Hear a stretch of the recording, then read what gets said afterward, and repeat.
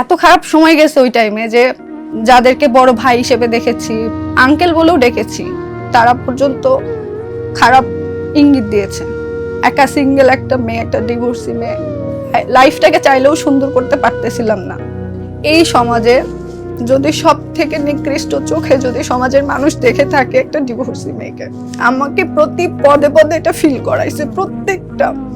প্রত্যেকটা মানুষ যাদের সাথে একটা সময় এত ভালো সম্পর্ক ছিল, এত এত ভালোবাসা ছিল, সেই মানুষগুলোর মুখ চোখের সামনে ফিরিয়ে নিতে দেখেছি। না তখন কেউ বুঝে, না তখন কেউ, মাথার উপর একটা ছায়া পর্যন্ত ছিল না। এত খারাপ সময় গেছে ওই টাইমে যে যাদেরকে বড় ভাই হিসেবে দেখেছি, আঙ্কেল বলেও ডেকেছি, তারা পর্যন্ত খারাপ ইঙ্গিত দিয়েছে। একা সিঙ্গেল একটা মেয়ে, একটা ডিভোর্সি মেয়ে, লাইফটাকে চাইলেও সুন্দর করতে পারতেছিলাম না।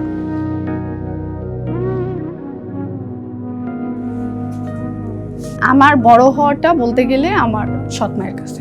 আমাকে যে দেখতে পারতেছে না বা আমাকে সহ্য করতে পারতেছে না আমার ছোট আম্মু, এটা নিয়ে যে অনেক অশান্তি হইতো। আমি স্কুলে যেতে চাই কিন্তু আমাকে স্কুলে যেতে দেওয়া হবে না। আমার খেলাধুলার বয়সে আমাকে আসলে কাজ করতে হতো। আসলে বলতে গেলে অনেক কাজই আছে যেগুলো আমার দ্বারা হইতো না। আমাকে খেতে পর্যন্ত দিত না।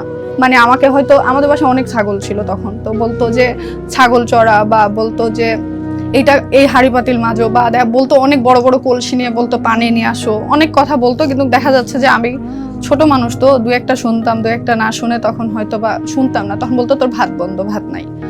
সো এই ভাতের ক্ষুধা মেটানোর জন্য আমাদের বাসার সাথে একটা বড় একটা টমেটোর বাগান ছিল, তো আমি সেখান থেকে টমেটো তুলে নিয়ে খেতাম এবং বেশ কতবার আমি এই কাজটা করছি। আমার স্ট্রাগলটা ছোটবেলা থেকেই ভাইয়া। আমি জানি না আমার লাইফেই কেন এত কিছু ঘটেছে। আমি কখনোই কথাটা বলতে চাই নাই, কেউ জানে না। আমি কখনোই আমার এই স্ট্রাগলগুলো আমি বলি নাই।